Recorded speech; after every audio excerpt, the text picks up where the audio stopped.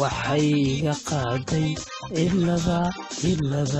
cilada waadkeeda wareertay xiskayga. waa tahay dhegeystayaal waxaad ku soo dhawaataan qaybtii 13aad ee sheekadii la magac baxday laab mid ah iyo luur jecel, waana fikradii Al-Abwaan Isma Sitoosi.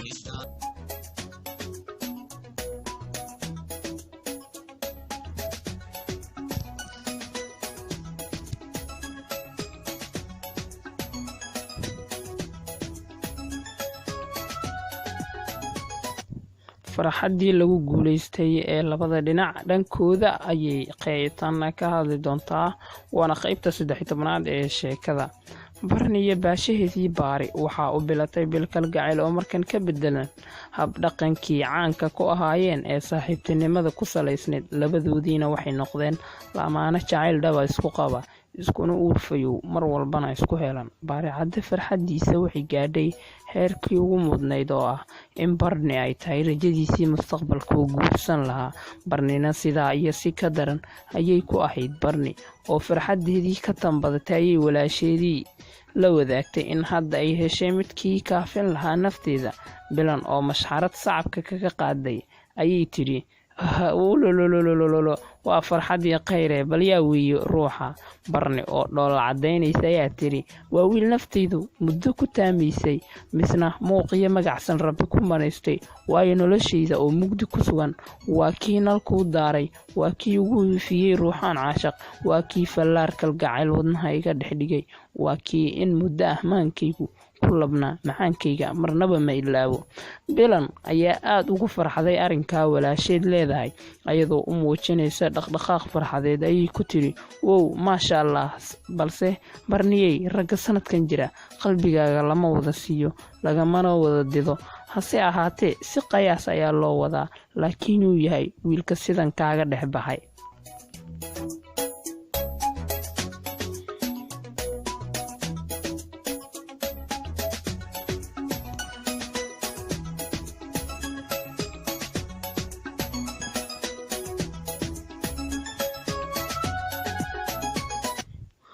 Barni oo doonaysay in walaasheed ka qariso inuu Baari yahay ayay tiri, maya hadda kuma xaqiijin karo wiilkaas, laakiin laga yaabay inaad taqaan.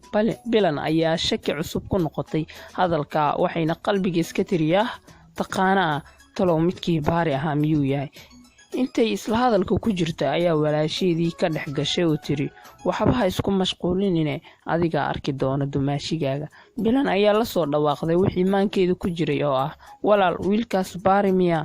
Barni inta qosashay ayay ku tiri, maya ma aha Baari, markaad leedahay ragga kale muxuu dheer yahay.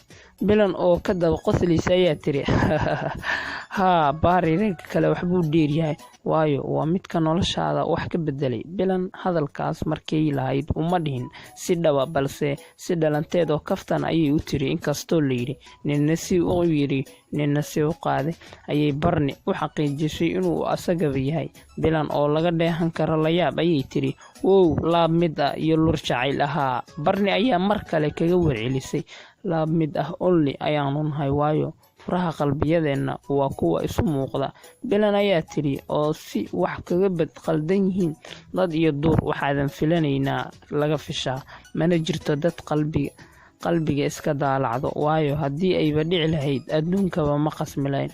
Barni ereyada xanafta leh oo walaasheed leedahay fajacisa ayay ku noqotay, waxayna istiri, talow walaashay waa ay iga weyn tahay, talana way igu leedahay, balse furaha qalbigayga qadafka ma fisho. Barni iyo Bilan xoogaa waxay isla qaateen waqtiyo fara badan oo ay ku sheekaysteen.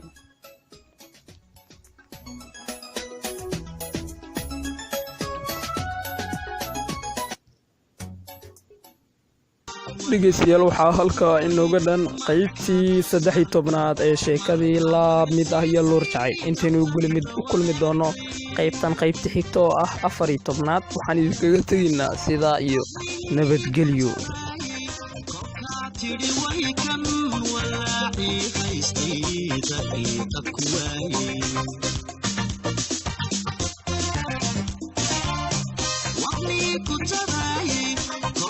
tiri way kan walaaci hayskii daqiiqad ku waayey anigoo walwalaaya qalbigu walhanaayo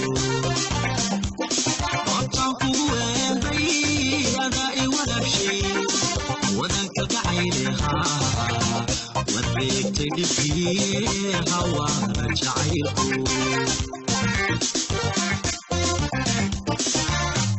anigoo walwalaaya qalbigu walhanaayo oodtaan kugu weelday adaa i waraabshay wadanka gacaylehaa wareegtay dhibkii hawaana jacaylku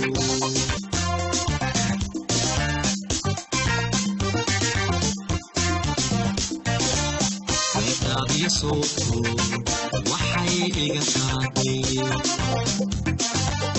ويدادي صوتو وحي إيقاتي إلا وحكيدا ورد حسيقا ويدادي صوتو وحي إيقاتي ويدادي صوتو وحي إيقاتي إلا وحكيدا ورد حسيقا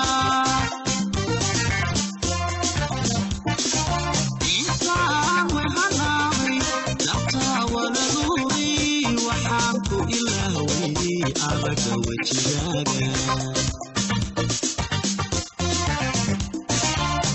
إنت وهلاوي نبتا وللوبي وحامك إلهوي أبك وجهاك